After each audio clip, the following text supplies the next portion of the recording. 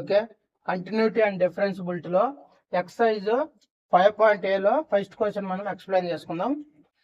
Prove that the function f of x equal to 5x minus 3 is continuous at x equal to 3, x equal to minus 3 and at x equal to 5. అంటే ఈ values దగ్గర function అనేది continue అవుతుందో లేదో prove చేయమంటుండు. Okay, మనం introduction క్లాస్లో continuity కావడానికి 3 condition చెప్పుకున్నాం. ఆ 3 కండిషన్ ని సాటిస్ఫాక్షన్ చేసినట్లయితే ఆ ఫంక్షన్ అనేది కంటిన్యూ అవుతుంది. ఓకే, ఆ కండిషన్స్ ఇక్కడ ఉపయోగించుకొని మనము క్వశ్చన్ అనేది ప్రూవ్ చేద్దాం. Solution: given that f of x equal to 5x minus 3. ముందు ఫంక్షన్ అంటే x ఈక్వల్ టు 0 దగ్గర కంటిన్యూ అవుతుందో లేదో ప్రూవ్ చేద్దాం.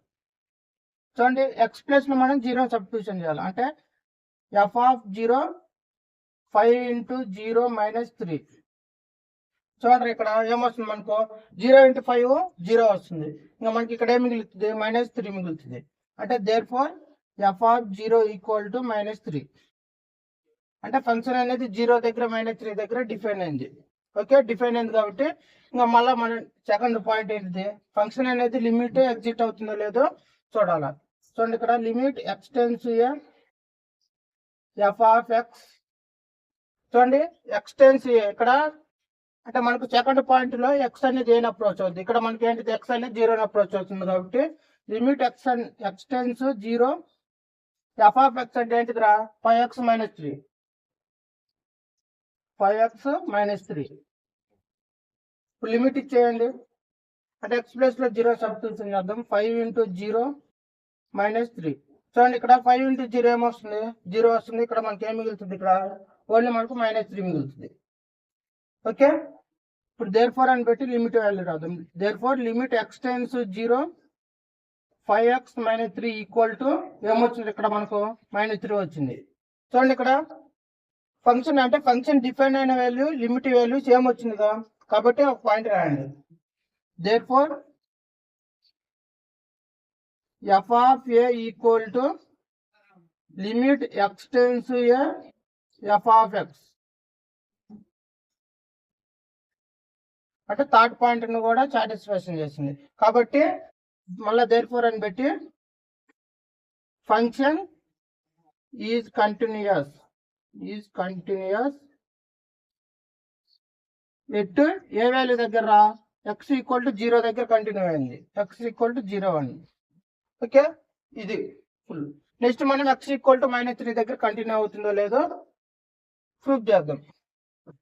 చూడండి, ఇక్కడ x ప్లస్ లో 0 అంటే 0 పెట్టినాం. ఇక్కడ చూడండి, x ప్లస్ లో 3 సబ్స్టిట్యూషన్ చేద్దాం.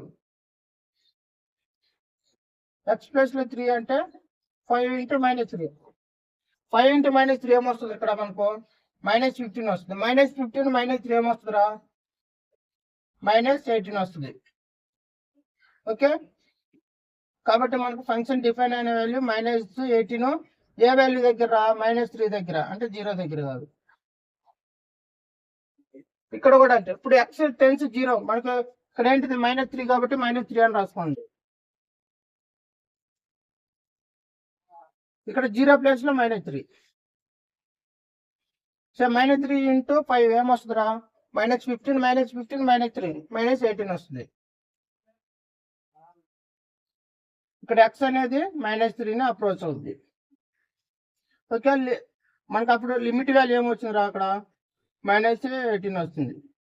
చూడండి, ఇక్కడ ఫంక్షన్ వాల్యూ -18 వచ్చింది, లిమిట్ వాల్యూ -18 వచ్చింది. కాబట్టి థర్డ్ కండిషన్ ఇది కూడా సాటిస్ఫాక్షన్ చేసింది. కాబట్టి function is continuous at x equal to A value దగ్గర? -3 దగ్గర, కాబట్టి -3 అని రాస్తాం. ఓకే, ఇది సెకండ్. నెక్స్ట్ మనకి ఎట్ x ఈక్వల్ టు 5 అంటే 5 దగ్గర కూడా మనము లిమిట్ అంటే కంటిన్యూ అవుతుందో లేదో ప్రూవ్ చేయమంటుంది. సో ఇక్కడ -3 ప్లేస్ లో మళ్ళీ మనం ఓన్లీ 5 సబ్స్టిట్యూషన్ చేయాలి. 5 into 5 25. 25 లో నుంచి -3 తీసేసినట్లయితే ఏమో ఉంటుంది? ఇక్కడ మనకు 22 ఉంటుంది. ఓకే, 22 అంటే ఇక్కడ -3 బదులు 5. ఫంక్షన్ డిఫైన్ అయిన వాల్యూ 22. ఇప్పుడు లిమిట్ వాల్యూ కూడా కనుక్కున్నాం. ఎక్స్ అనేది దేని అప్రోచ్ అయ్యేది 5 ఉంది కాబట్టి 5 అని రాసుకుందాం. -3 ప్లేస్లో 5. 5 × 5 25. 25లో నుంచి -3 పోతే ఏమొస్తుందిరా 22 వస్తుంది. 25 నుంచి -3 22. సో ఎక్స్ అనేది దేన్ని అప్రోచ్ అవుద్దిరా 5ని. లిమిట్ వాల్యూ మనకి ఇక్కడ ఏమొచ్చింది 22 వచ్చింది. చూడండి ఇక్కడ ఫంక్షన్ డిఫైన్ అయిన వాల్యూ లిమిట్ వాల్యూ 22 అంటే సేమ్ ఉన్నాయి కాబట్టి థర్డ్ కండిషన్ మనకు సాటిస్ఫాక్షన్ చేసింది. Function is continuous at X equal to A value దగ్గర 5 దగ్గర కాబట్టి థర్డ్ కూడా మనకు కంటిన్యూ ఉంది. నెక్స్ట్ సెకండ్ క్వశ్చన్ ఎక్స్ప్లెయిన్ చేసుకుందాం. Second question examine the continue of the function f of x equal to 2x² - 1 at x equal to 3. x equal to 3 కాడ continue అవుతుందో లేదో ప్రూవ్ చేయమంటుండు. చూడండి లాస్ట్ క్వశ్చన్ ఏ విధంగా అయితే సాల్వ్ చేసినామో ఇది కూడా ఆ విధంగా. Given that f of x equal to 2x² - 1. x place లో మనం 3ని సబ్స్టిట్యూషన్ చేయాలి.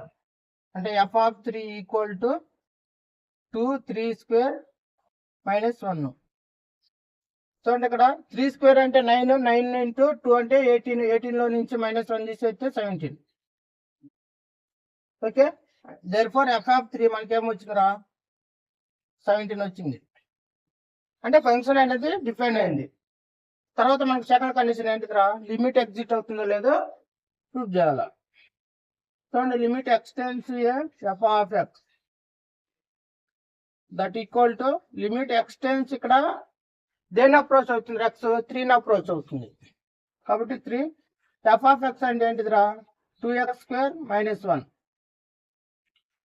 ఇప్పుడు లిమిట్ ఇచ్చేయండి ఇక్కడ ఫంక్షన్కి అంటే 2 × 3² - 1.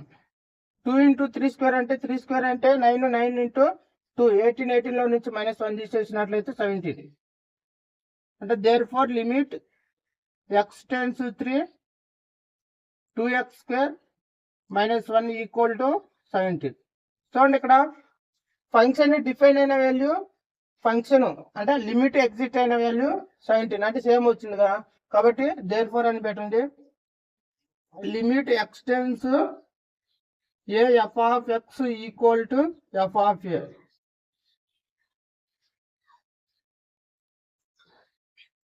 కాబట్టి థర్డ్ కండిషన్ సాటిస్ఫాక్షన్ చేసింది కాబట్టి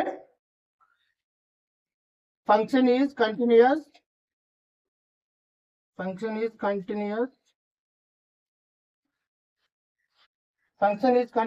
ఎట్ x ఈక్వల్ టు 3 అంటే 3 వాల్యూ దగ్గర ఫంక్షన్ అనేది కంటిన్యూ అయింది. Okay, clear. Next third question explain చేసుకుందాం.